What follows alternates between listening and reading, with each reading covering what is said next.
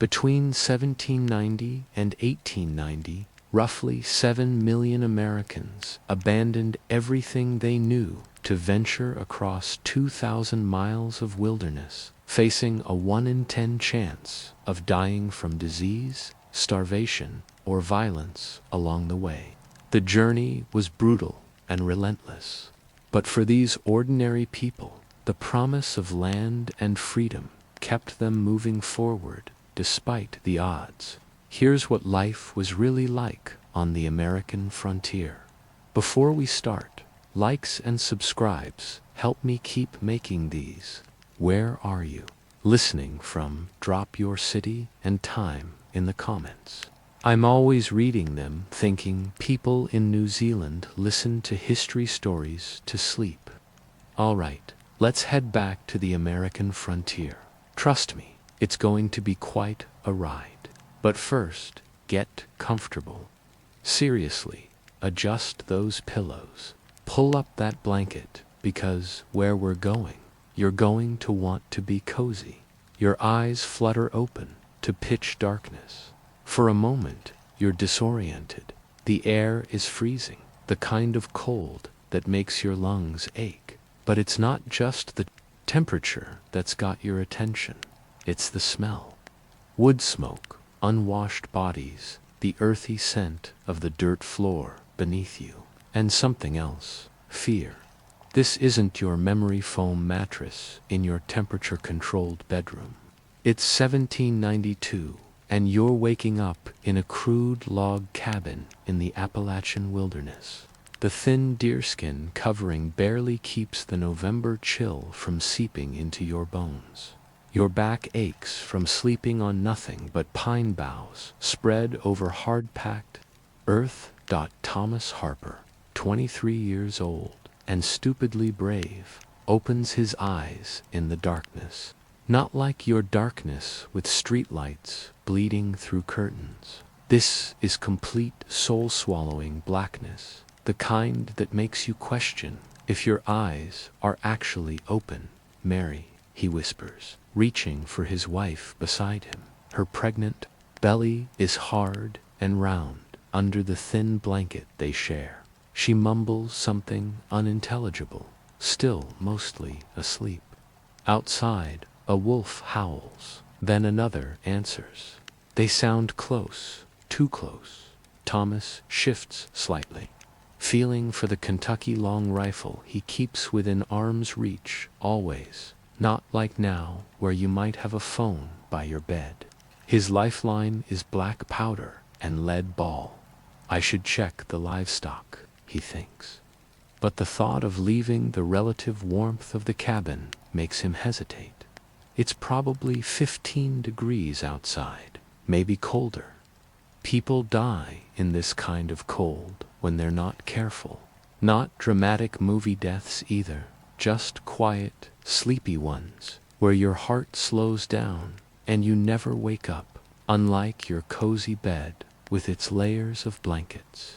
Thomas and Mary sleep in their clothes, not just any clothes, the same scratchy, homespun wool garments they've worn for days, weeks even.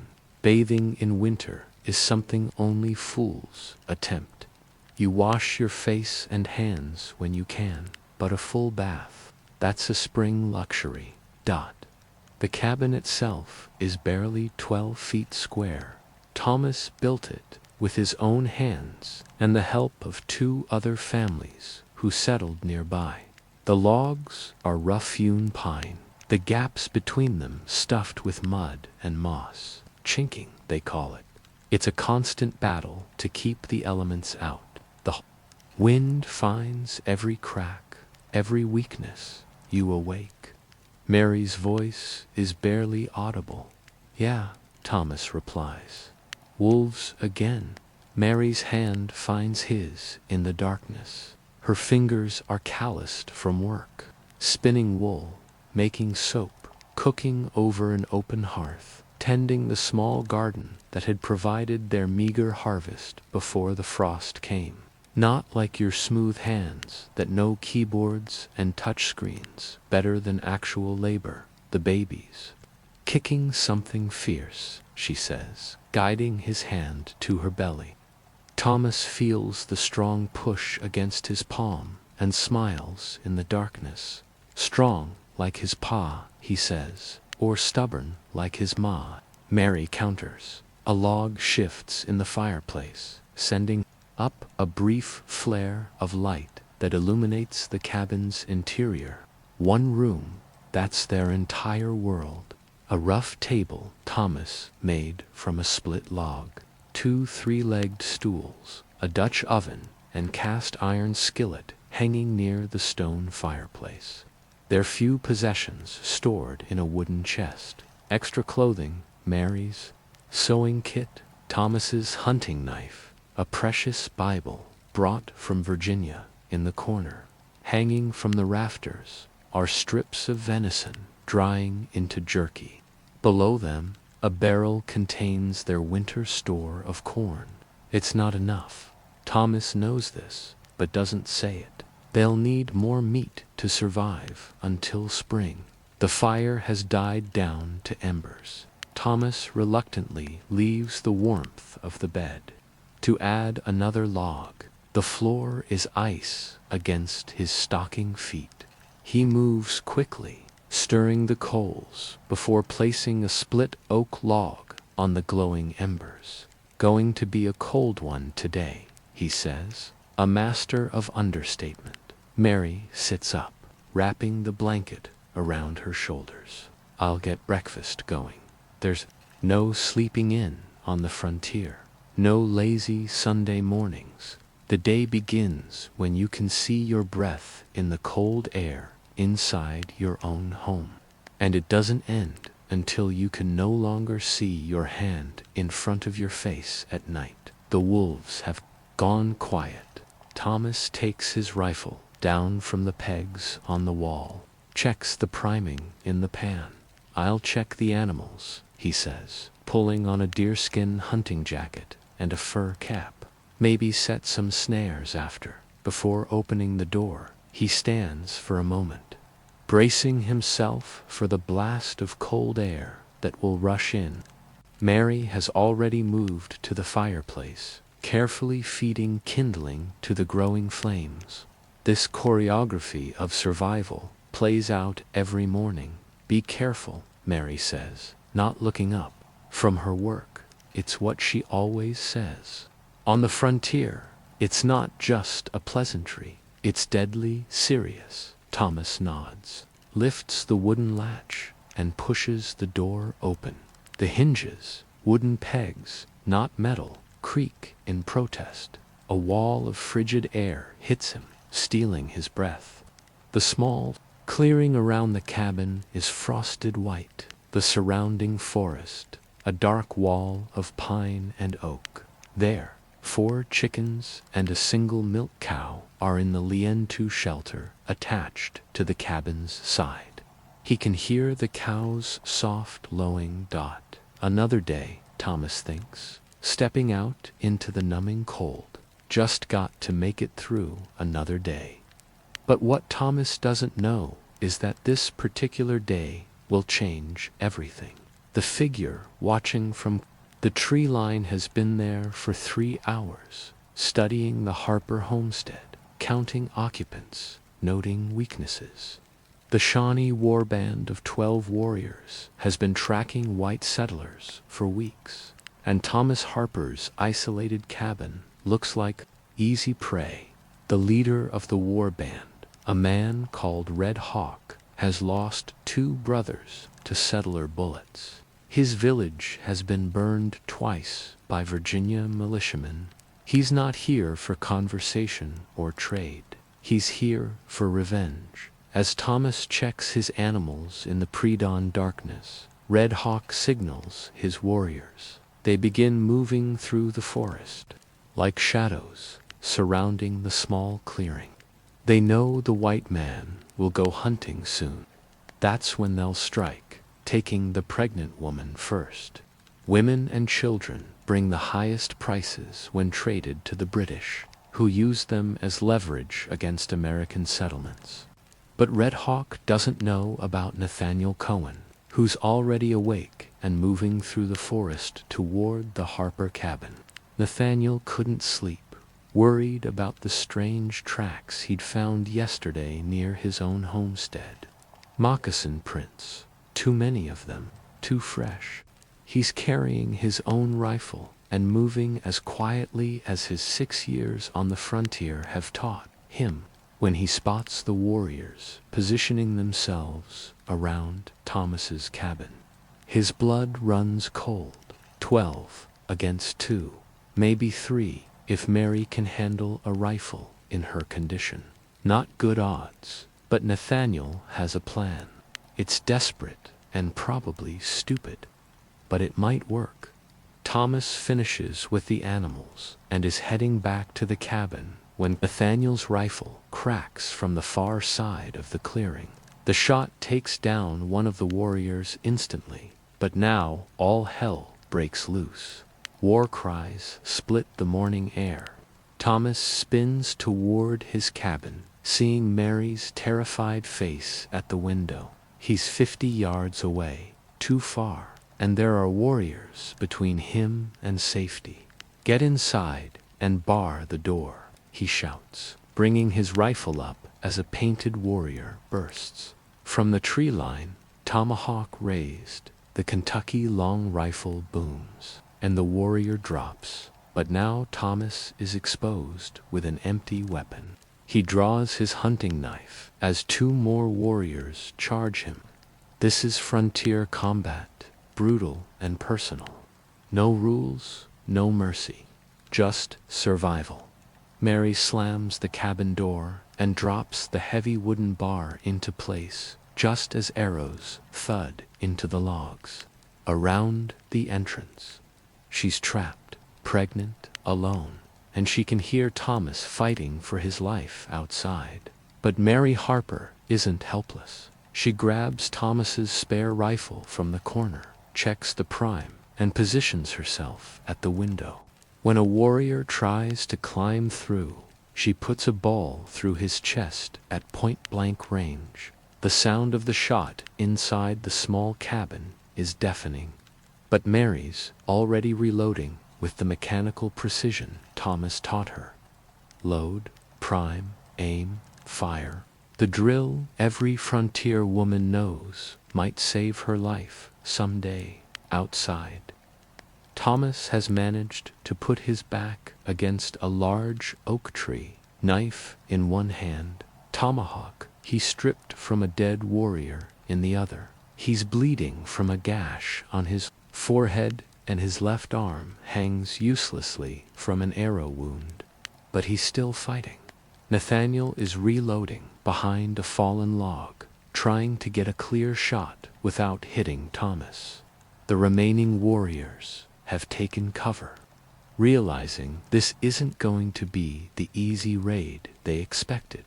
The battle has lasted maybe 3 minutes, but it feels like hours. 3 warriors are dead, Thomas is wounded, and everyone's ammunition is running low. In frontier combat, when the shooting stops, the real killing begins. Red Hawk signals his remaining warriors to fall back and regroup. They'll wait, lay siege to the cabin, starve the settlers out. Time is on their side. But Red Hawk doesn't know about the signal shots. 3 quick rifle blasts, the frontiers. Emergency call for help. Every settler within 5 miles heard them, and they're already moving.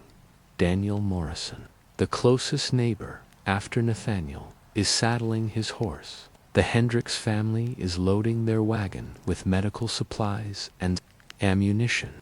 Even old Heinrich Müller, the German immigrant who speaks broken English but shoots straight, is checking his ancient musket. This is how the frontier works.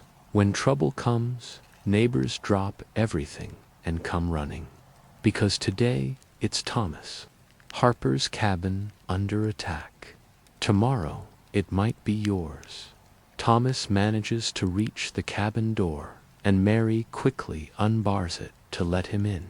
He stumbles inside, bleeding and exhausted, but alive. How bad? Mary asks, already tearing strips from her petticoat for bandages. I'll live, Thomas gasps, though the arrow in his arm suggests otherwise. How many shots you got left? 2, maybe 3, Mary replies, helping him to a stool by the fire. Thomas looks at his wife, 7 months pregnant, calmly reloading rifles with blood on her hands and determination in her eyes. He's never loved her more or been more terrified. For her safety, they're going to wait us out, he says, looking toward the barred door. Try to starve us into surrendering. Let them try, Mary says grimly. We've got jerky and water for a week if we're careful. What she doesn't say is that the baby has been kicking harder since the shooting started.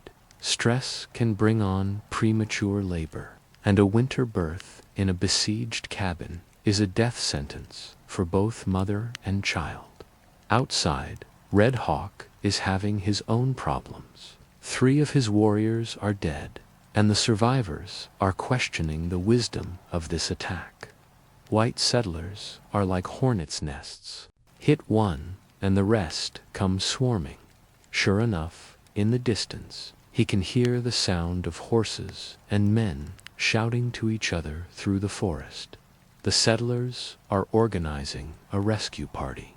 Soon this isolated cabin will be reinforced, and the odds will shift dramatically. Red Hawk makes a decision that will haunt him for the rest of his life. Instead of retreating, he orders his warriors to set fire to the cabin's roof. If they can't take prisoners, they'll at least send a message. The smell of smoke seeps through the chinking between the logs. Thomas looks up at the ceiling and sees the first wisps curling down from the rafters. They're burning us out, he says. Mary's face goes pale. Fire is every frontier family's greatest fear. Cabins burn fast, and there's nowhere to run. But Thomas Harper isn't going to let his wife and unborn child burn alive. He checks his rifle one more time and looks at Mary. When I open that door, you run for the forest. Don't look back. Don't wait for me. Get to Nathaniel's place and stay there until help comes. I'm not leaving you, Mary says firmly. You're not just thinking about yourself anymore, Thomas replies, nodding toward her belly. The smoke is getting thicker. Soon they'll have to choose between burning alive and facing the warriors outside. It's not much of a choice. Thomas takes a deep breath, says a quick prayer, and reaches for the door bar. But before he can lift it, the sound of rifle fire erupts from the forest. Not the scattered shots of individual weapons, but the coordinated volley of a militia unit. The cavalry has arrived, and Red Hawk's warband is about to learn what happens when you attack American settlers on the frontier. The sound that cuts through the morning air isn't just gunfire, it's salvation. Daniel Morrison's voice booms across the clearing as he leads 8 mounted settlers in a charging assault that would make cavalry officers proud. Take them from the ridge, he shouts, his rifle already smoking from the shot that dropped a warrior trying to escape into the forest. Red Hawk realizes his tactical error too late. He's caught his warband in the open, focused on the burning cabin, while armed settlers pour in from 3 directions. The hunter has become the hunted. Heinrich Müller, despite his 70 years and thick German accent, proves that age and experience trump youth and aggression.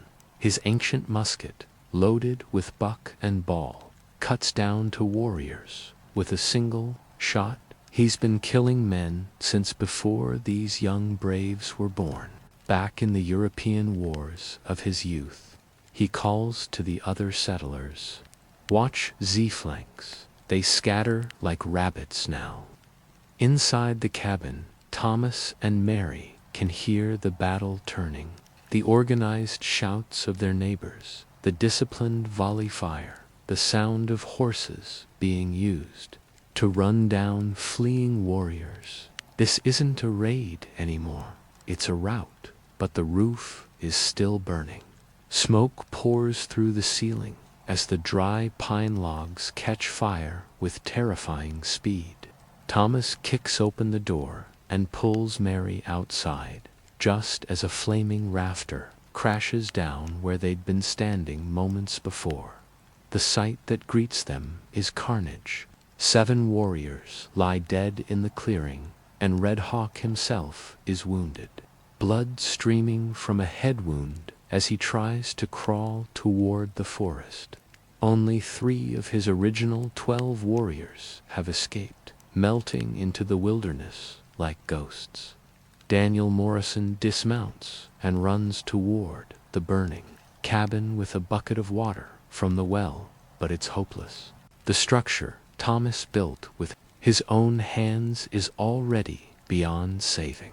Get away from there, Morrison shouts. The whole thing's coming down, as if summoned by his words. The cabin's roof collapses in a shower of sparks and burning wood. Everything Thomas and Mary own, except for what they're wearing and the rifle in Thomas's hands, is gone. Mary stares at the destruction, one hand on her pregnant belly, the other clutching Thomas's arm. 7 months of back-breaking work, their entire life reduced to ash and glowing embers. We can rebuild, Thomas says, though his voice lacks conviction. Winter is coming, Mary is pregnant, and they have nothing left but the clothes on their backs. You'll stay with us, says Sarah Hendricks, dismounting from the supply wagon her husband drove through the forest. No arguments. We've got room, and you'll need somewhere warm for when the baby comes. This is frontier solidarity in action.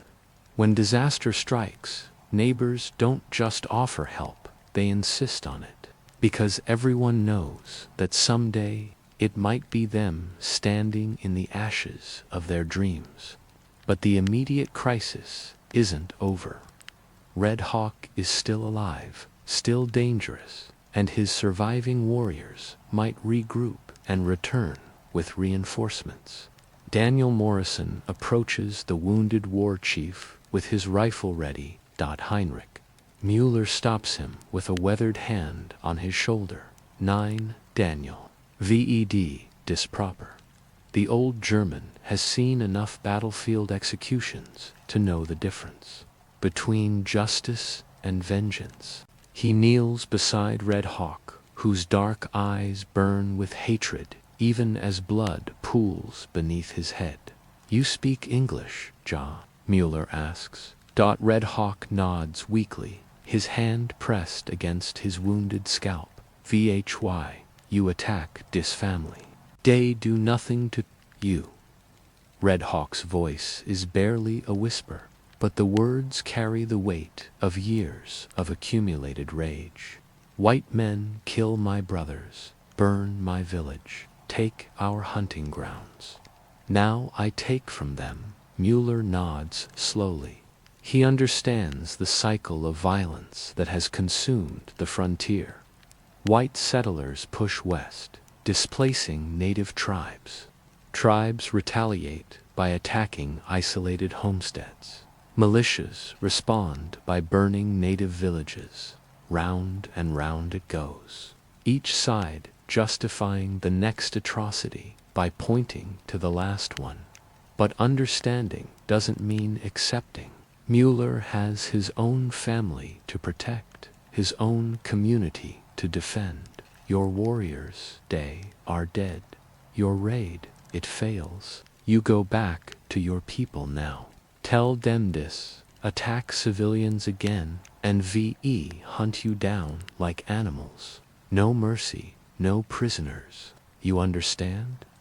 Red Hawk stares at the old German for a long moment. then nods. He's lost too many warriors to continue fighting today, but his eyes promise that this isn't over. Two of Morrison's men help Red Hawk to his feet and escort him to the edge of the clearing. They're letting him go, not out of mercy, but out of pragmatism.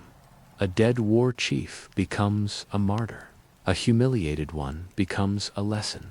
As Red Hawk limps into the forest, supported by his surviving warriors, Thomas surveys what's left of his life. The cabin is a smoldering ruin. His livestock are scattered or dead. Winter is 6 weeks away, and his wife is 7 months pregnant. But he's alive. Mary's alive. Their unborn child is alive. On the frontier, sometimes that's enough to count as victory. Sarah Hendricks helps Mary into the supply wagon, while the men organize salvage efforts. Anything metal that survived the fire, nails, hinges, tools, is precious and irreplaceable. The cast iron pot and Dutch oven are cracked but serviceable. The rifle that saved their lives is undamaged. Most importantly, Thomas's seed corn, stored in the underground root cellar he dug behind the cabin, is untouched. Without that corn, they'd have no crop next year, no future at all.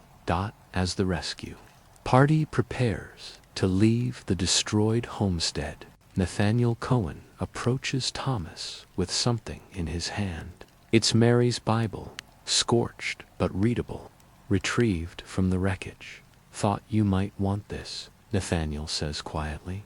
Thomas takes the book, its leather binding warm from the flames, and hands it to Mary. She clutches it against her chest. The first tears she's allowed herself to shed since the attack began. The wagon ride to the Hendricks homestead takes 2 hours through forest paths barely wide enough for the horses. Mary sits in the back, surrounded by supplies and neighbor women who chatter reassuringly about babies and rebuilding and the resilience of frontier families. But Thomas walks alongside the wagon, rifle ready, eyes scanning the forest. The immediate threat is over, but the frontier never truly sleeps. Wolves follow the scent of blood. Bears investigate the smell of smoke.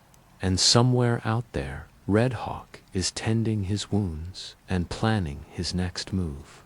The Hendricks place is everything. The Harper homestead was not established, prosperous, built to last. The main cabin has 2 rooms and a stone foundation. There's a proper barn, a smokehouse, even a small orchard of apple trees that James Hendricks planted his first year. This is what 3 years of successful frontier farming looks like. This is what Thomas and Mary had been working toward before the attack destroyed everything. James Hendricks helps Thomas down from the wagon, while Sarah leads Mary toward the main cabin. Their own children, 2 boys, aged 8 and 10, watch the proceedings with the wide-eyed fascination of youth witnessing adult catastrophe. "You'll take the back room," James says, not making it a question. "We've got quilts and a proper bed." Sarah's already putting together some clothes for Mary. "I can't," Thomas begins, but James cuts him off. "Yes, you can, and you will. How many times did you help me clear stumps that first year? How many times did Mary share her herbs when Sarah was sick?" This is what neighbors do that evening, sitting around the Hendricks dinner table with their 3 children and 2 other neighbor families who'd stayed for the communal meal. Thomas gets his first taste of what community really means on the frontier. These aren't just neighbors. They're an extended family bound together by mutual dependence and shared danger. When one family suffers, everyone suffers. Local settlement addresses the group over bowls of venison, stew, and cornbread. We need to talk about what happened today and what it means for all of us. The attack on the Harper homestead isn't an isolated incident. 3 other settlements within 50 miles have been hit in the past month. The pattern suggests a coordinated campaign by multiple warbands. The tribes are testing us, Morrison continues, seeing how far they can push before we push back. Today we sent a message, but it might not be enough. What are you suggesting? Asks Heinrich Müller, though his tone suggests he already knows.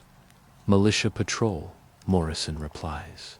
Coordinated defense. Maybe even a preemptive strike against the main Shawnee camp. The room falls silent. Everyone knows what Morrison is really talking about. War.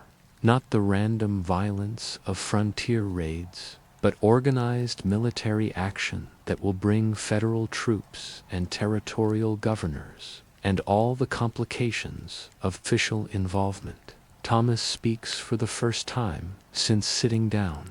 I don't want war. I just want to rebuild my home and raise my family in peace. We all want peace, Morrison replies. But sometimes peace has to be fought for. The debate continues late into the evening, with voices raised and tempers flaring as the neighbors argue about the best course of action. Some favor aggressive military response.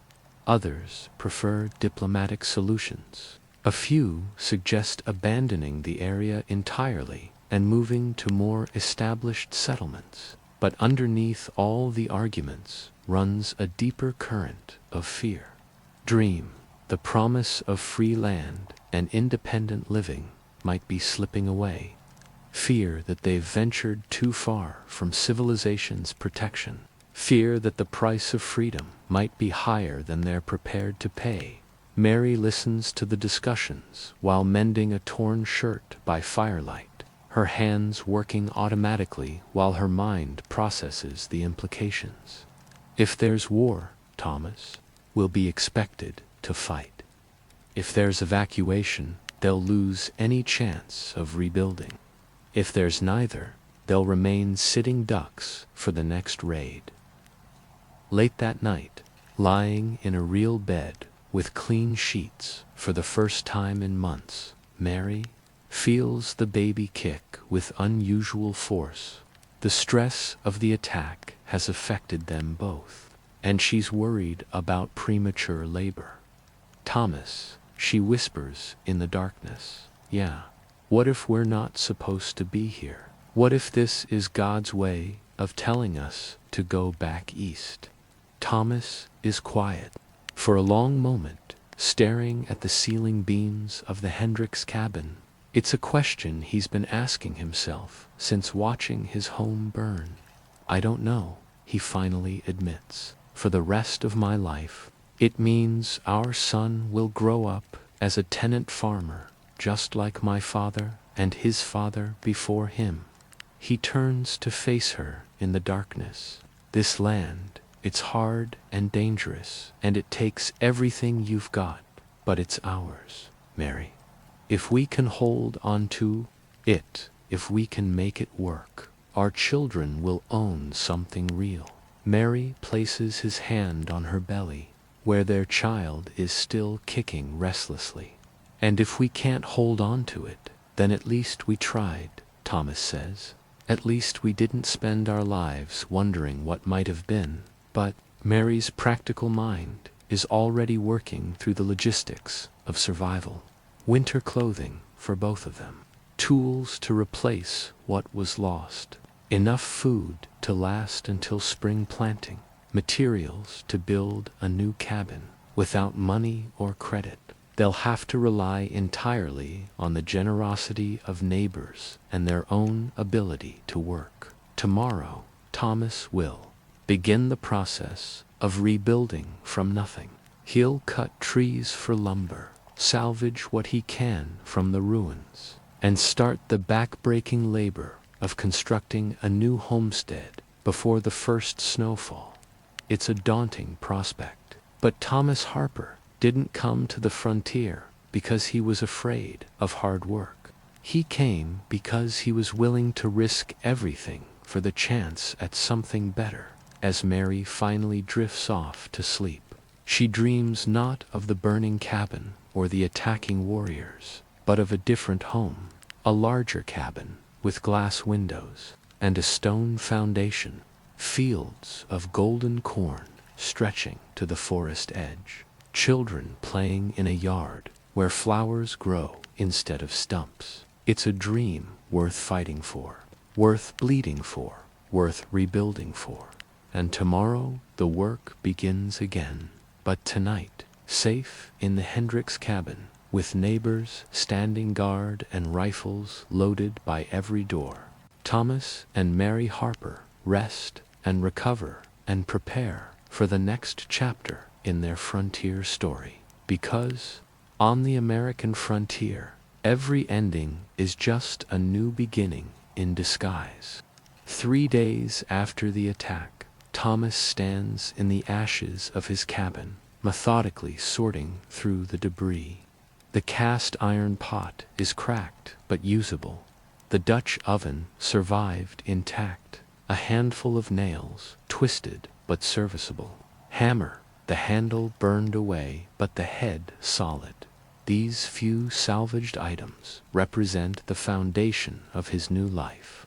Everything else he'll have to build, make, or earn from scratch. James Hendricks approaches through the morning frost, carrying a crosscut saw and wearing the grim expression of a man delivering bad news. Thomas, we need to talk. Thomas straightens, his back aching from bending over the ruins. He's been dreading this conversation, but he knows it's coming. The neighbors met last night, James continues. After you and Mary went to bed. There's something you need to know. Thomas waits, though. He suspects what's coming. Daniel Morrison's been talking to the territorial militia. They want to establish a permanent garrison here, turn this into a fortified settlement. But that means giving up individual homesteads. Everyone would live inside the stockade, work communal fields. The words hit Thomas like a physical blow. Everything he'd dreamed of, everything he'd sacrificed for, reduced to just another company town with different masters. What did you tell them? Thomas asks, though his voice sounds hollow even to himself. We told them we needed time to think about it. But Thomas, you need to understand, people are scared. The Harrison family up north, completely wiped out. The Kowalski brothers found scalped beside their own well. Thomas looks around the clearing where he'd planned to build his legacy. Now it just looks small and vulnerable, a tiny island of ambition in an ocean of wilderness. How long do I have to decide? Maybe a week. Morrison's calling a settlement meeting for next Sunday. Everyone votes. Majority rules. Thomas nods slowly. Democracy in action, frontier style. The collective survival instinct overriding individual dreams. What will you vote? Thomas asks.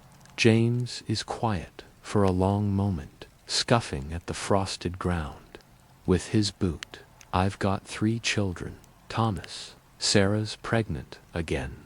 I can't put my family at risk for principles. The unspoken message is clear.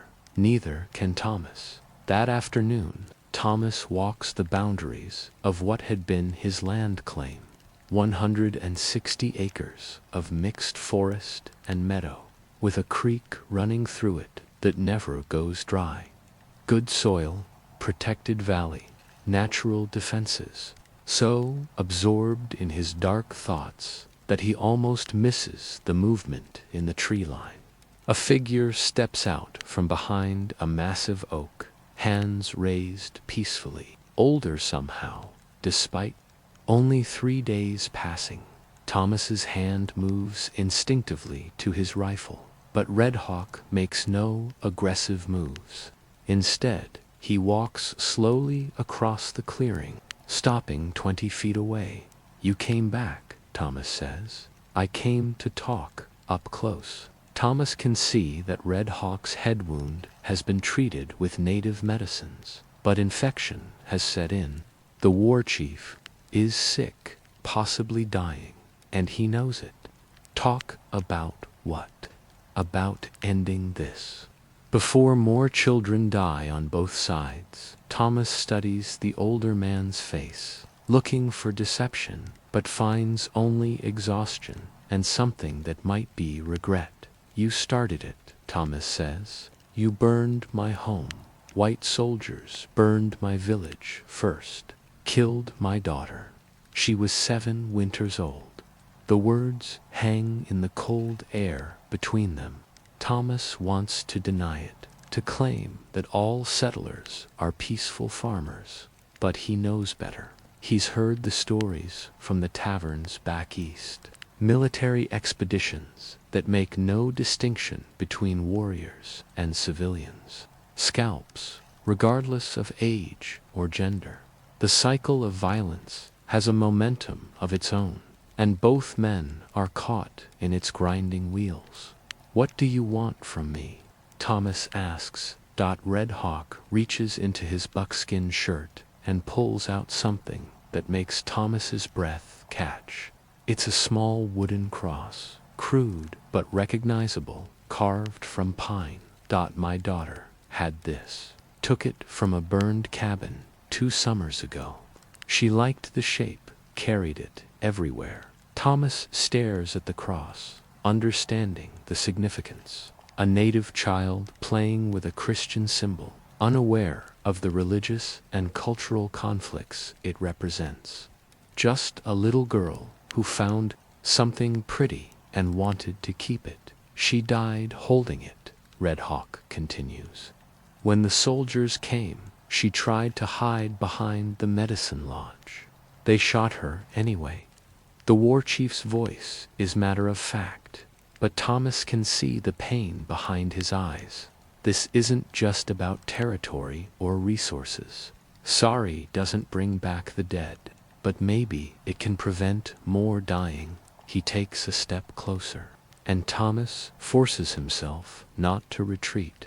"Your militia friends, they plan to attack our winter camps, kill everyone they find. Women, children, elders. They call it preventive warfare." Thomas's blood chills. He hadn't heard about any planned attacks, but it makes tactical sense from a military perspective. Strike the enemy before they can strike you. "You know this how? We have friends among the traitors. Their hatred." Red Hawk coughs, and Thomas sees blood on his lips. "The infection is worse than it appeared. I have a proposal for you, white farmer." Thomas waits. "Stop the attack on our camps. Convince your militia that war will destroy everyone. In return, I will call off the raids. No more settlers die. No more warriors die." It sounds simple, but Thomas knows better. Both sides have hardliners who profit from conflict, traders who sell weapons to both sides, politicians who build careers on fear and hatred, military officers who advance through combat commands.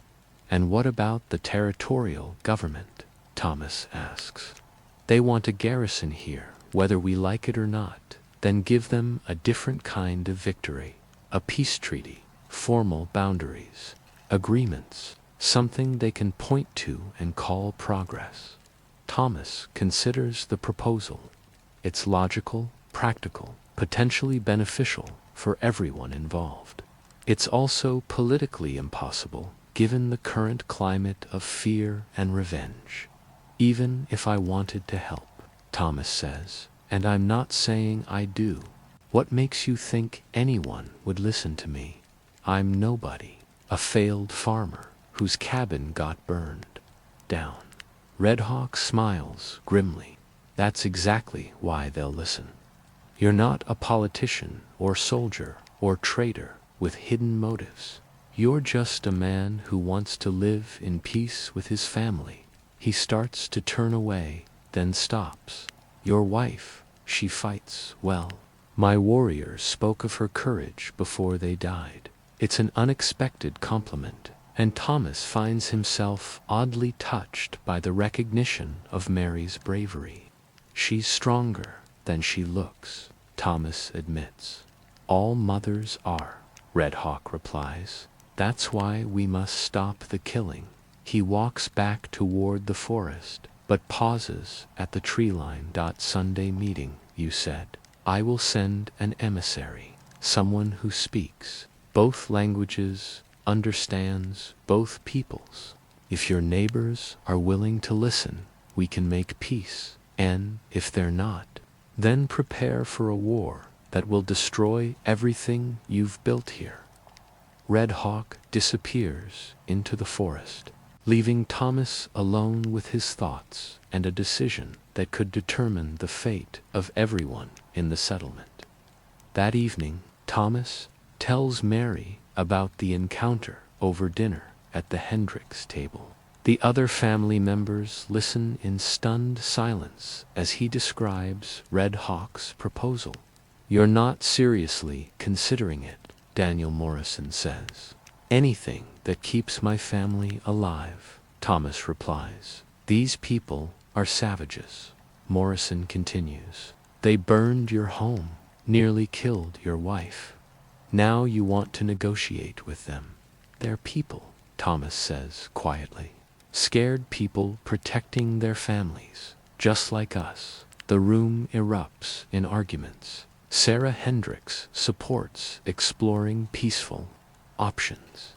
James worries about appearing weak to other war bands. Heinrich Müller, surprisingly, sides with Thomas. In the old country, I see wie hot war does to people, the old German says. It makes animals of everyone. Better to find another way. But Morrison represents the majority opinion among the settlers. They want military protection, federal involvement, and clear victory over the native threat. This is exactly what Red Hawk predicted. Fear and hatred overriding practical considerations. Later that night, as Thomas lies awake beside Mary, she whispers her own thoughts about the situation. What if he's right? What if peace is possible? Thomas turns toward her in the darkness. You believe him. I believe in trying. Our baby deserves to grow up in a world where neighbors aren't always preparing for war. Mary's pragmatism cuts through all the political rhetoric and military strategy. She's thinking about their child's future, about the kind of world they're creating through their choices.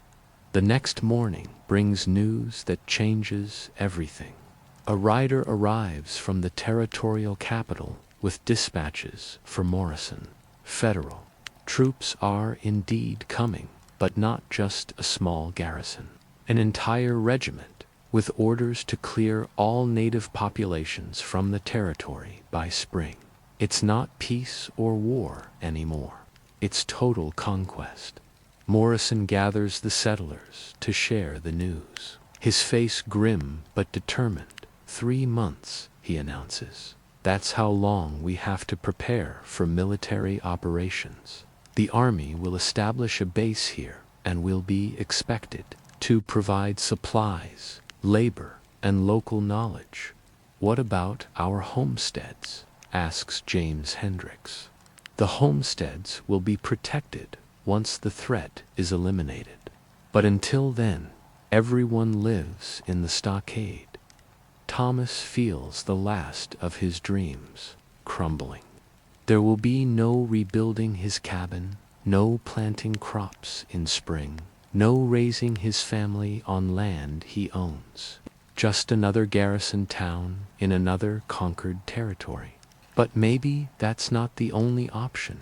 That afternoon, Thomas makes a decision that will brand him as either a peacemaker or a traitor, depending on who's judging. He goes back to the ruins of his cabin and waits. As the sun sets, Red Hawk's emissary emerges from the forest. She's a middle-aged woman of mixed heritage, dressed in a combination of native and European clothing. Her English is perfect, her manner dignified. "My name is Catherine Running Bear," she says. "I speak for the chief who cannot travel due to his illness." Thomas nods. "He's here, isn't he?" Red Hawk. In the forest. "Yes. He wants to hear your answer." Thomas takes a deep breath. "Tell him I'll try. But my people are frightened, and federal troops are coming. Whatever we do, it has to happen quickly." Catherine nods. "We know about the soldiers. That's why the chief is desperate. Once the army arrives, there can be no negotiation, only surrender or extermination." She pulls a rolled paper from her coat. "This is a formal treaty proposal. All it needs is signatures." Thomas takes the document and scans its contents.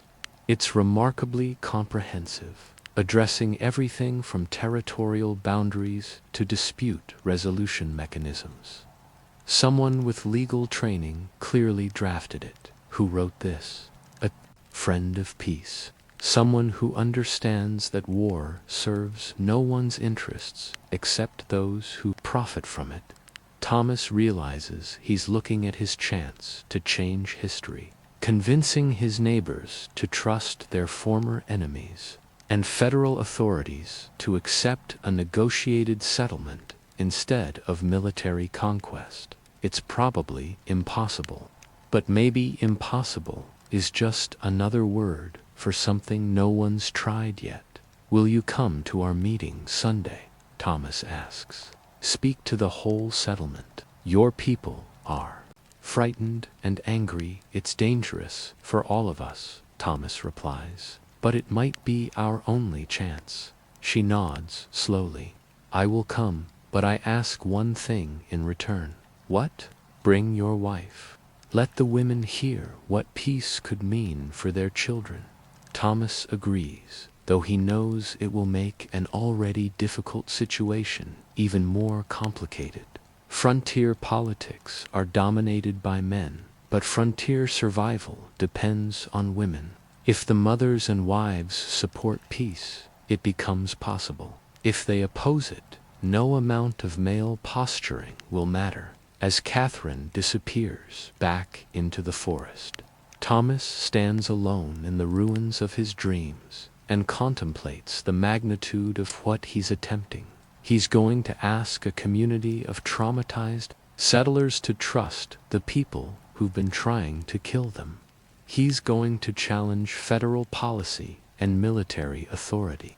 He's going to risk being branded a traitor by his own neighbors. All for the chance to build something better than endless war. Walking back to the Hendricks cabin through the gathering darkness, Thomas wonders if he's brave or stupid or both. But one thing he knows for certain: doing nothing guarantees that his child will grow up in a world defined by fear and violence. Sometimes the greatest courage isn't charging into battle. Sometimes it's standing up in a room full of angry, frightened people and saying, "There has to be a better way." Sunday is 3 days away. Days to change the course of history, one neighbor at a time. Sunday morning dawns clear and cold, with frost covering everything like a blessing or a curse, depending on your perspective. Thomas Harper wakes before sunrise, his stomach churning with anxiety about what the day will bring. Today, his neighbors will vote on their future: federal garrison or peace treaty, military protection or diplomatic solution, fear or hope. Mary stirs beside him, her pregnancy making sleep difficult in the final weeks before birth. She places a hand on his arm, feeling the tension in his muscles. "You've done everything you can," she says softly. "Whatever happens now is in God's hands." Thomas wishes he shared her faith, but his mind keeps racing through all the ways the day could go wrong. Catherine running bare could be killed the moment she shows herself. The settlers could brand him a traitor and exile his family. The federal troops could arrive early and arrest everyone involved in unauthorized negotiations. Or worse, the peace talks could succeed, only to be shattered by some hot-headed young warrior or settler looking to make a name for himself through violence. But this is frontier life. Everything is a gamble. Every choice a roll of the dice with life and death stakes. The settlement meeting is scheduled for noon at the Hendricks barn, the only building large enough to hold all 43 adults in the area. Thomas and Mary arrive early to help James set up benches and check that everyone has a place to sit. By 11:30, the barn is full. Settlers from as far as 10 miles away have made the dangerous journey to participate in what everyone knows is a historic decision. The air is thick with tension, tobacco smoke, and the smell of unwashed bodies in winter clothing. Daniel Morrison calls the meeting to order with the authority of a man accustomed to command. He outlines the situation clearly. Federal troops arriving in 3 months. Orders to establish a permanent garrison. All homesteads to be abandoned in favor of fortified settlement. Unless, Morrison continues, his eyes finding Thomas in the crowd, we choose a different path. This is Thomas's moment. He stands slowly, feeling every eye in the room focus on him. Mary gives his hand a quick squeeze before releasing it.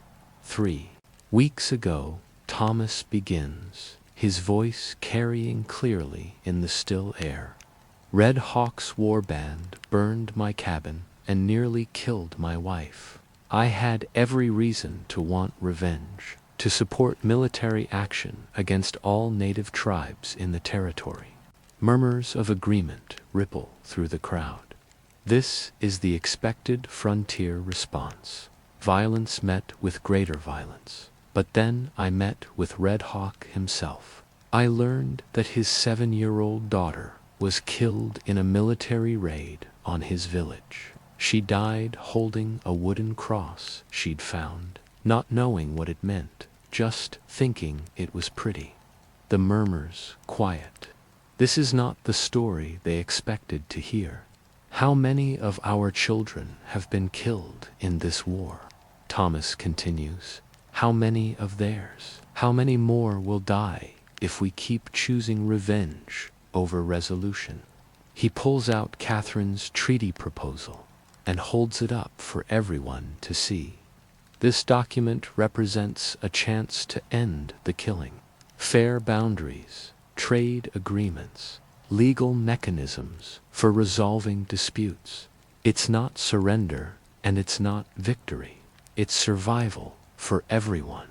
Daniel Morrison stands to respond, his face flushed with anger. You're talking about negotiating with murderers, Thomas. These people attacked your own home. They attacked my home because soldiers attacked theirs, Thomas replies. Because traitors cheated them, because politicians promised them one thing and delivered another. The cycle of violence has to stop somewhere. It stops when we win, Morrison declares. When federal troops clear this territory once and for all, and then what? Thomas asks. We become a garrison town for the rest of our lives. Our children grow up inside stockade walls. We give up everything we came here for. The crowd stirs uneasily. Many of them had come to the frontier specifically to escape the restrictions and dependencies of established settlements.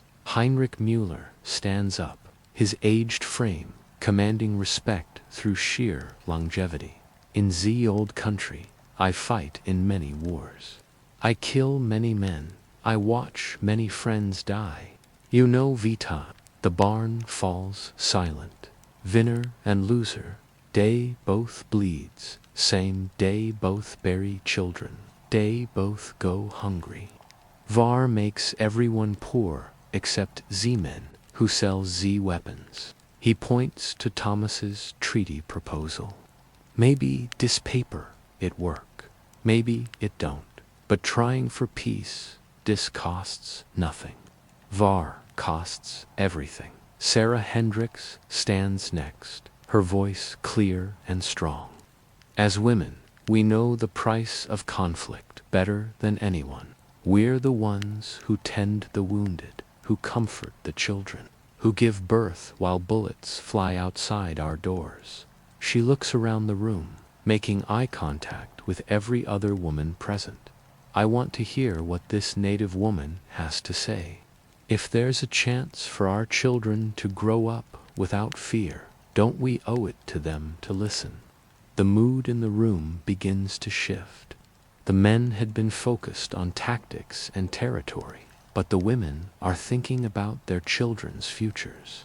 Morrison senses the change and tries to regain control. This is all very touching, but we're talking about survival here.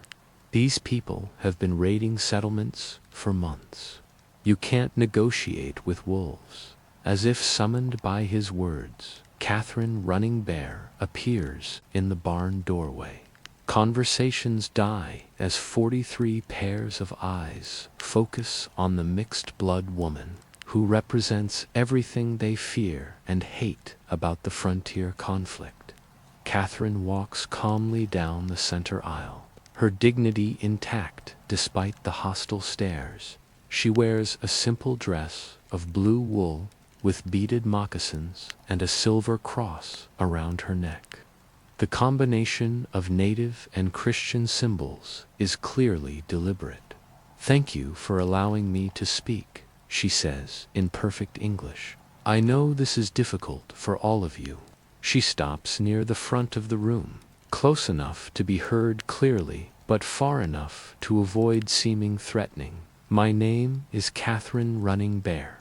My mother was Cherokee. My father was a Scottish trader.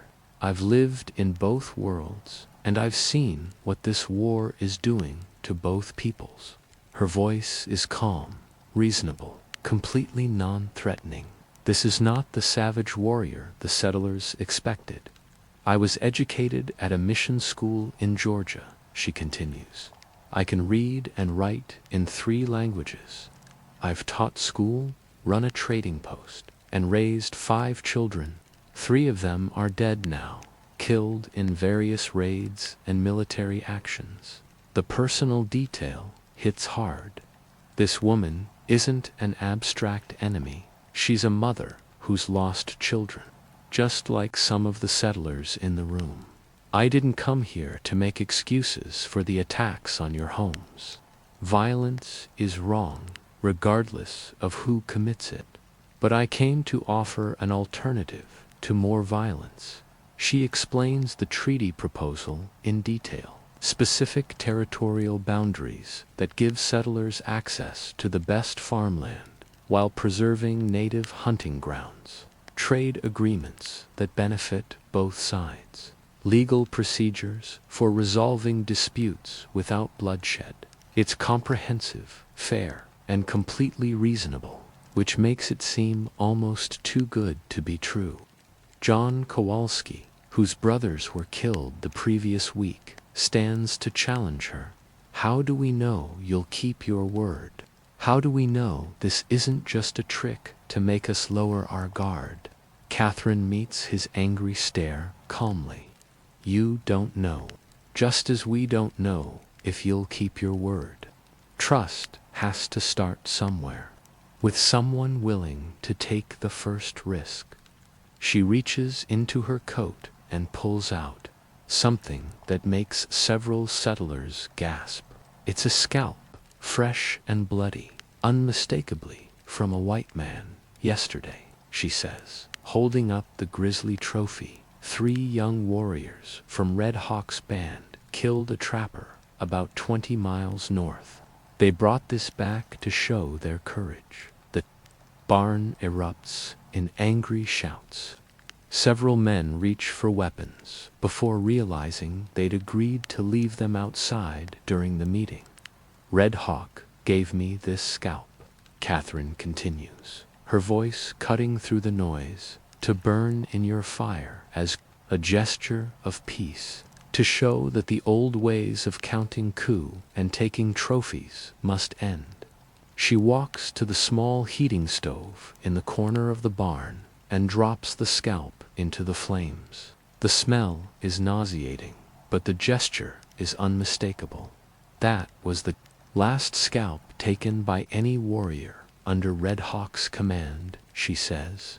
If you accept this treaty, it will be the last one taken by any warrior in this territory. The room falls silent again. The burning scalp represents a fundamental shift in native military culture, a symbolic rejection of traditional warfare practices. Mary Harper stands up, her pregnant form commanding attention through sheer vulnerability. What guarantees do we have? She asks. What happens if some warriors or settlers don't accept the treaty? Both sides will enforce it, Catherine replies. Warriors who break the peace will be turned over to white authorities. Settlers who break the peace will be turned over to tribal justice, equal law for equal crimes. It's a radical concept for the frontier, where justice has always been rough and one-sided. Daniel Morrison makes one last attempt to derail the negotiations. This is all very nice in theory, but federal troops are coming whether we like it or not. They'll take one look at this treaty and wipe their backsides with it. Catherine smiles grimly. The territorial governor is my cousin. The federal Indian agent is my brother-in-law. The commanding general of the frontier army is a friend of my late husband's family. I may be half native, but I'm also connected to the power structure you'll be dealing with. This revelation changes everything. Catherine isn't just a peace negotiator. She's politically connected in ways that could make the treaty legally binding and militarily enforceable. Thomas sees his opportunity and takes it. I move that we accept the treaty proposal and authorize Catherine Running Bear to represent our interests in negotiations with federal authorities. Sarah Hendricks seconds the motion immediately, followed by Heinrich Müller and 3 other families. Morrison calls for a formal vote. All in favor of accepting the peace treaty, raise your hands. Thomas holds his breath as hands slowly rise around the room. Sarah Hendricks, Heinrich Müller, James Hendricks, after a long hesitation, the widow Patterson, whose husband died in a raid last year. Surprisingly, more hands join them. The Kowalski brothers, despite their recent loss, the Morrison children's mother, defying her husband's glare. Nearly half the families represented, all opposed. Morrison's hand shoots up, followed by several others. But not enough. Thomas counts. Quickly. 22 families in favor, 18 opposed, 3 abstaining. The treaty passes. Catherine Running Bear allows herself a small smile. I'll need 3 settlers to accompany me to the territorial capital as witnesses and negotiators. People with standing in the community. Thomas volunteers immediately, followed by Heinrich Müller and, surprisingly, Daniel Morrison.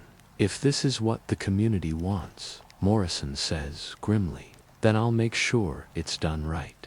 the meeting breaks up with settlers clustering in small groups, discussing the implications of what they've just done. Some are excited about the prospect of peace. Others are worried about federal reaction. Everyone is aware that they've just made a decision that will echo through history.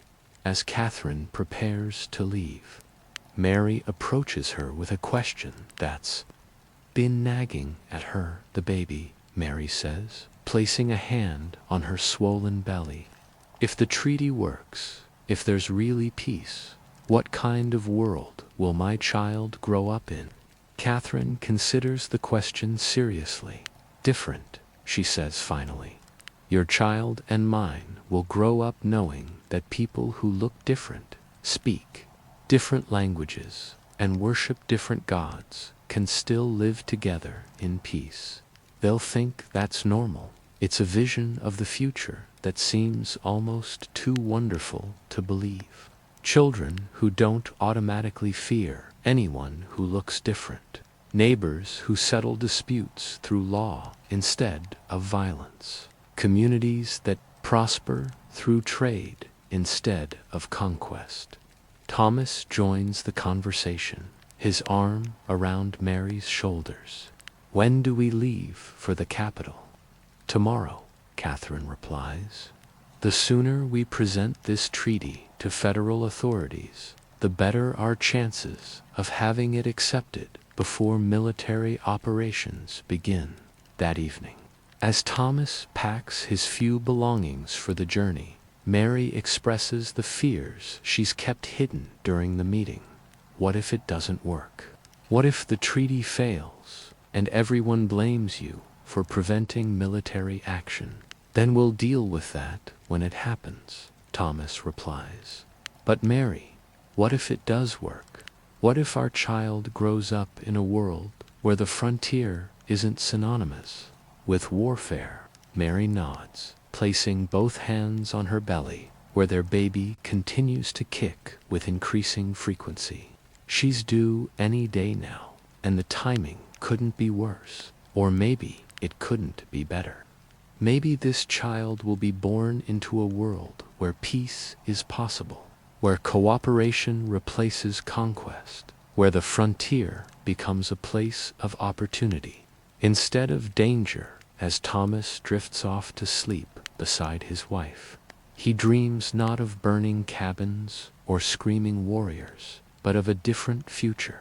A future where children of all colors play together, where former enemies become trading partners, where the vast potential of the American frontier is developed through cooperation instead of conquest. It's just a dream, but dreams have power. On the frontier, they're what brought millions of people across thousands of miles of wilderness in search of something better. Tomorrow, Thomas Harper will begin the most important journey of his life. Not west toward new territory, but toward a new way of thinking about what the frontier could become.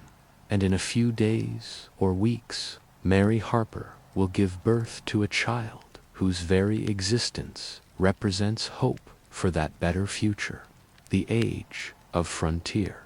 Warfare might be ending. The age of frontier cooperation might be about to begin. But first, they have to convince the federal government that peace is more profitable than war. The journey to the territorial capital takes 3 days through country that alternates between breathtaking beauty and bone-chilling danger. Thomas rides alongside Catherine Running Bear and Daniel Morrison, while Heinrich Mueller follows in a supply wagon loaded with provisions and documentation. The landscape they traverse tells the story of the frontier conflict in burned homesteads, abandoned trading posts, and grave markers beside the trail. Every mile reveals evidence of the cycle of violence that has consumed the territory for decades. But Catherine points out other details that Thomas and the others have missed. native food caches that could supply travelers in emergencies, traditional hunting trails that provide faster routes through difficult terrain, sacred sites that hold spiritual significance for multiple tribes. This is knowledge that could transform the frontier experience, turning it from a hostile wilderness into a navigable landscape where different peoples could coexist and prosper. On the second day, they encounter a patrol of federal cavalry heading toward the settlement area. The lieutenant in command, a young West Point graduate named William Crawford, intercepts their party with professional courtesy and barely concealed suspicion. "State your business," Crawford orders, his hand resting casually on his saber hilt. Catherine produces a letter of safe passage from the territorial governor, along with documentation of her family connections and legal standing. The effect is immediate and dramatic. "Ma M," Crawford says, snapping to attention. "I wasn't aware you were traveling through our area.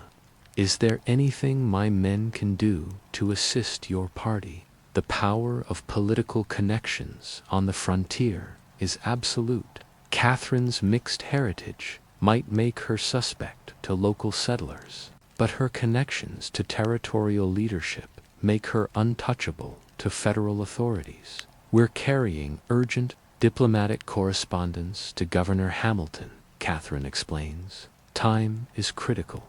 Crawford nods and provides them with a military escort for the remainder of their journey.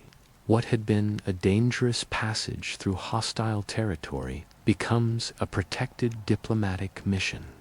That evening, camped beside a clear stream with federal sentries standing guard, Thomas finally asks Catherine the question that's been bothering him since the settlement meeting. "Why are you doing this? What do you gain from peace between our peoples?" Catherine stares into the campfire for a long moment before answering. "My oldest son is half white," she says quietly. "My youngest daughter is married to a Cherokee warrior. My grandchildren carry the blood of 3 different peoples." She looks up at Thomas, her eyes reflecting the firelight. "When whites and natives go to war, my family kills itself. Peace isn't just politics for me. It's survival." The personal nature of her motivation explains the passion and determination she's brought to the negotiations. This isn't abstract diplomacy. It's desperate family preservation. The next morning brings them to the territorial capital, a sprawling collection of wooden buildings and military installations that represents the advancing edge of American governmental authority. Governor Hamilton receives their party immediately, which suggests that Catherine's political connections are even more extensive than she'd indicated. The governor is a shrewd politician who understands that successful territorial administration requires balancing competing interests. Catherine presents the treaty proposal, while Thomas and Morrison provide testimony about conditions in the settlement area. Heinrich Müller offers his perspective as someone who's witnessed similar conflicts in Europe. The governor reads through the document carefully, asking pointed questions about enforcement mechanisms and territorial boundaries. His legal training is evident in the precision of his inquiries. "This is comprehensive work," he finally admits. "But you understand the political difficulties involved. The federal government has already committed to military solutions." Catherine leans forward in her chair. "Uncle Charles," she says, using the governor's first name with casual familiarity. "Military solutions cost money. Lots of money. Peace treaties cost nothing but paper and signatures. The economic argument carries weight in a territory struggling. With budget constraints and competing demands for limited resources, moreover, Catherine continues, successful peace negotiations make territorial governors look like skilled diplomats instead of military administrators. That's the kind of reputation that leads to appointments in Washington. Thomas watches the governor's expression change as he considers the political advantages of a successful peace treaty. This is frontier politics at its most pragmatic, idealism, tempered by self-interest and practical considerations. "I'll need guarantees," Hamilton says finally. "Firm commitments from tribal leadership, enforcement mechanisms that don't require federal troops, and assurance that this won't be seen as weakness by other tribal groups." Catherine nods. Red Hawk is prepared to travel here personally to sign the treaty. Despite his illness, other chiefs will send representatives. As for enforcement, mixed tribunals of white and native arbitrators can handle minor disputes. Major violations get referred to territorial courts. It's a sophisticated legal framework that acknowledges the reality of cultural differences while establishing common standards for justice.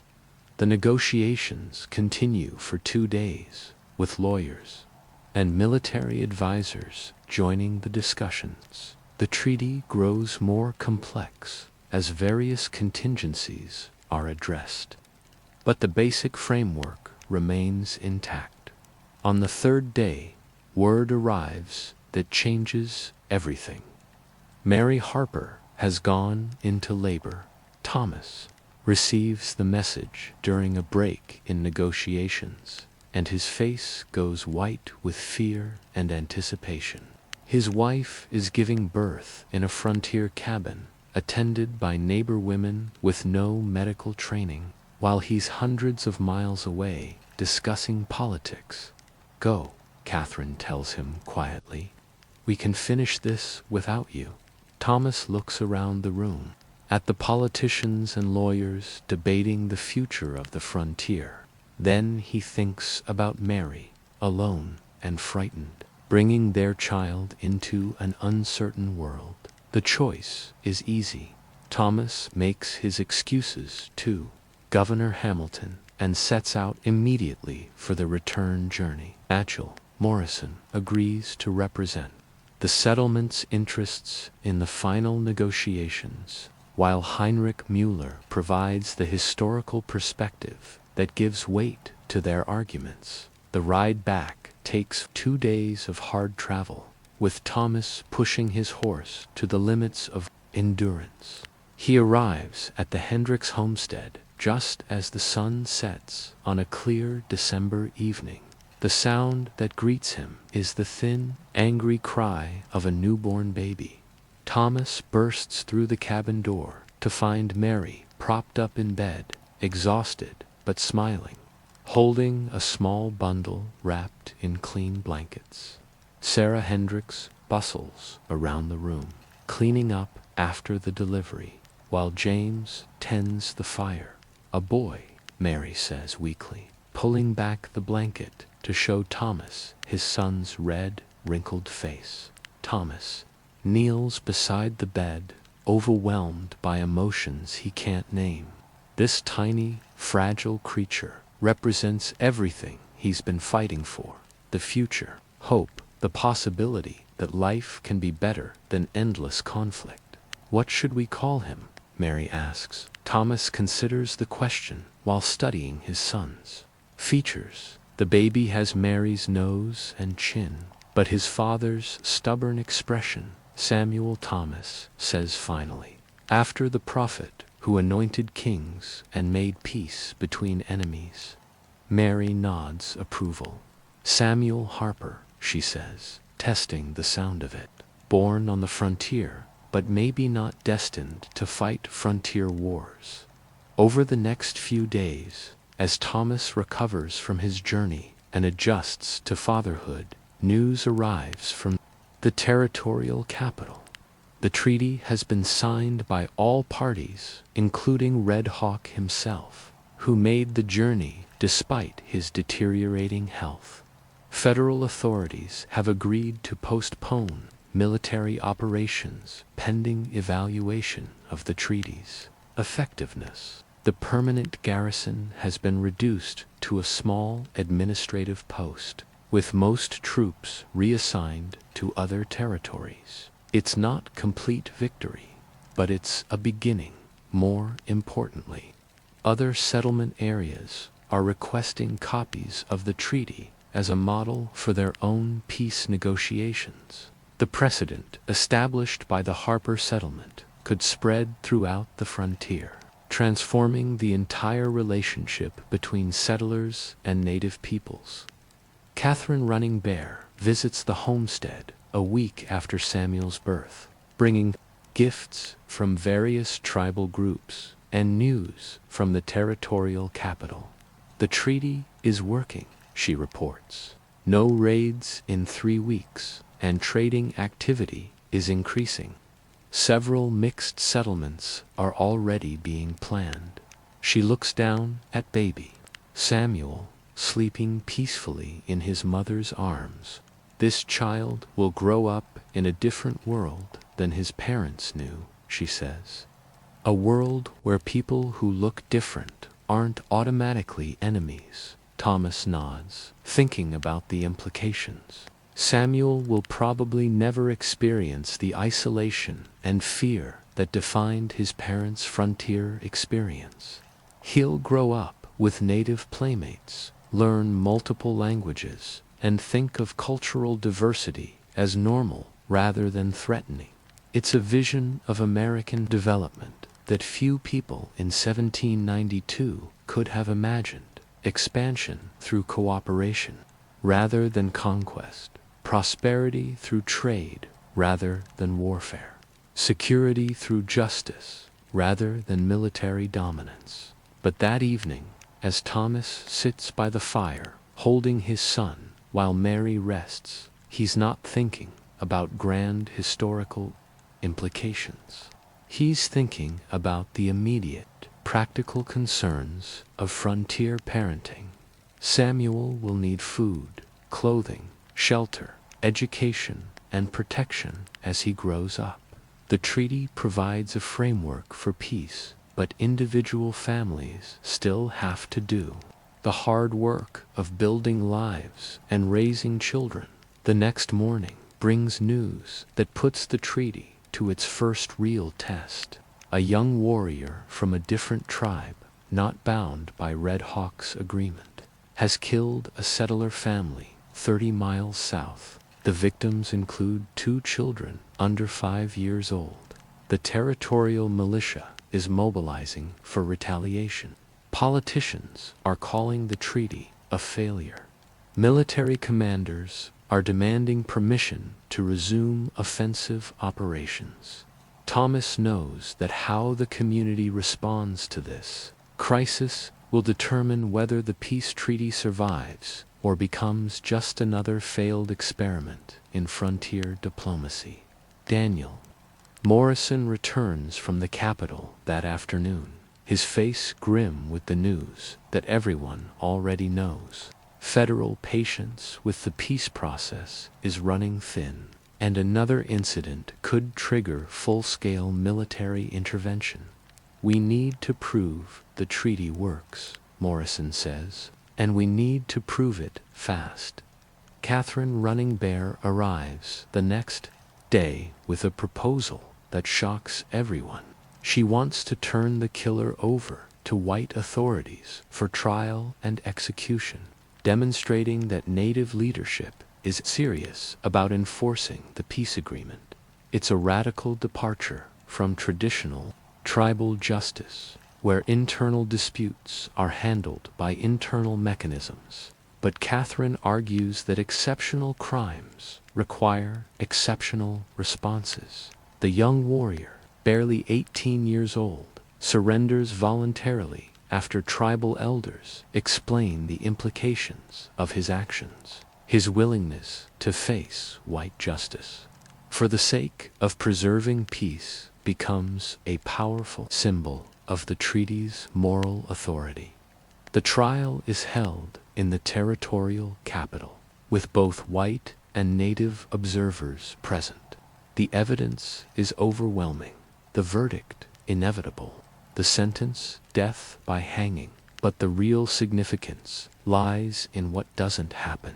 There are no rescue attempts by tribal warriors, no retaliatory raids by white settlers, no breakdown of communication between the communities. Instead, there's a solemn recognition that justice has been served fairly, that the rule of law applies equally to everyone, and that the peace treaty is strong enough to survive even the worst provocations. The execution takes place on a cold January morning, with Thomas Harper among the witnesses. He watches as the young warrior faces death with dignity. His last words, a plea for his people to honor the peace agreement. It's a sobering reminder that peace comes with a price, and that sometimes maintaining justice requires taking lives, even when you'd prefer to save them. But as Thomas rides home through the winter landscape, he's struck by the changes already visible in the territory. Mixed trading posts are opening at crossroads locations. Children of different backgrounds are playing together in settlement centers. Former enemies are becoming business partners. Samuel Harper is 6 weeks old when Thomas arrives home, and he's already begun to smile at familiar faces. Mary is recovering well from childbirth, and she's started teaching reading to neighbor children of all backgrounds.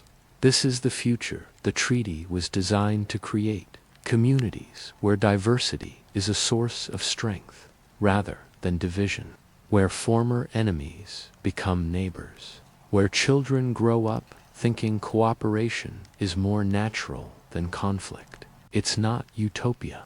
There are still disagreements, cultural misunderstandings, and individuals on both sides who prefer the old ways of hatred and violence.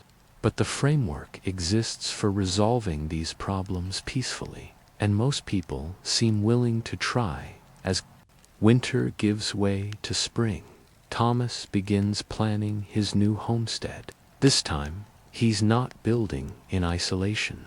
Native builders will help with construction techniques suited to local conditions. Mixed families will provide labor in exchange for shared resources. The new cabin will be part of a larger community. Rather than a lonely outpost, Samuel will grow up in a house built by people of different cultures working together. He'll learn farming techniques that combine European methods with native knowledge. He'll speak multiple languages and think of cultural exchange as normal rather than exotic.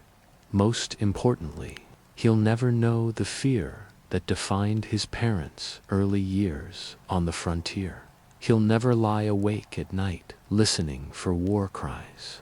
Never wonder if each day might be his last. Never think of anyone as automatically an enemy simply because they look different. This is Thomas Harper's true victory, not the survival of his family or the success of his farming efforts, but the creation of a world where his son can grow up without the hatred and violence that consumed previous generations. As Thomas holds Samuel while watching the sunset from the porch of their temporary home, he thinks about the journey that brought them to this moment. The burned cabin, the desperate negotiations, the political risks, the personal sacrifices. All of it was worth it for this. A baby sleeping peacefully in his father's arms, while former enemies work together to build something better than endless war. The American frontier will continue to expand westward, bringing new challenges and opportunities. But in this small corner of the territory, a different model of development has taken root. one based on cooperation rather than conquest, justice rather than vengeance, hope rather than fear.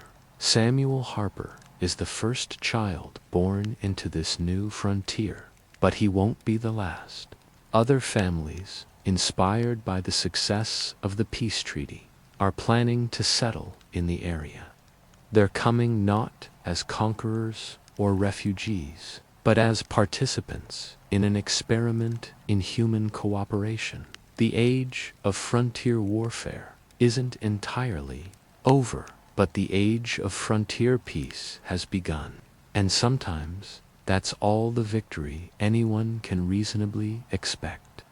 20 years later, Samuel Harper stands in the same clearing where his father's cabin once burned, but the landscape has been transformed beyond recognition. Where Thomas and Mary struggled to survive in isolation, a thriving town now spreads. Across the valley, the main street features businesses owned by people of multiple backgrounds: the Murphy General Store, the Running Bear Trading Post, the Schmidt Blacksmith Shop, the Cherokee Rose Inn. Children of different ethnicities play together in the town square, their laughter echoing off buildings constructed through cooperative labor. Samuel, now a young man of 20, serves as the town's first elected mayor, a position that would have been unimaginable in his parents' time. His wife, Maria, is the daughter of a Mexican trader and a Scots-Irish settler. Their own marriage, a symbol of the cultural mixing that has become commonplace. Thomas and Mary, now in their 40s, run the settlement school, where children learn in 3 languages and study a curriculum that includes both European academic subjects and native practical knowledge. The school building itself stands on the exact spot where their first cabin burned, a deliberate symbol of hope rising from destruction. The peace treaty, signed in 1792, has become a model for frontier development throughout the expanding nation. Communities from Ohio to Louisiana have adopted similar agreements, creating a network of cooperative settlements that stretch across the continent. Not every attempt at peaceful development has succeeded. Some treaties have failed due to violations by extremists on both sides. Some communities have chosen military solutions over diplomatic ones, but enough have succeeded to prove that cooperation is not only possible but profitable. Samuel Harper's generation thinks of cultural diversity as normal rather than threatening. They marry across ethnic lines without scandal, conduct business in multiple languages without confusion, and resolve disputes through law rather than violence. This is the world Thomas Harper dreamed of creating when he chose to negotiate with his enemies instead of destroying them. A world where former adversaries become neighbors, where children grow up without fear, where the frontier represents opportunity rather than danger. The American experiment in democratic government has found its match in the frontier experiment in cooperative development. Both prove that people of different backgrounds can work together for mutual benefit, that competition doesn't require conquest, that diversity can be a source of strength rather than division. As Samuel watches his own young children play in the town square with friends whose grandparents might once have been enemies, he understands that his father's greatest victory wasn't surviving the frontier war, but ending it. The Harper family's journey from isolation to community, from fear to hope, from warfare to peace, represents the best possibilities of American development, not conquest and domination, but cooperation and mutual respect. Not every frontier story ended this way, but enough did to prove that it was possible. And sometimes, possibility is all it takes to change the world.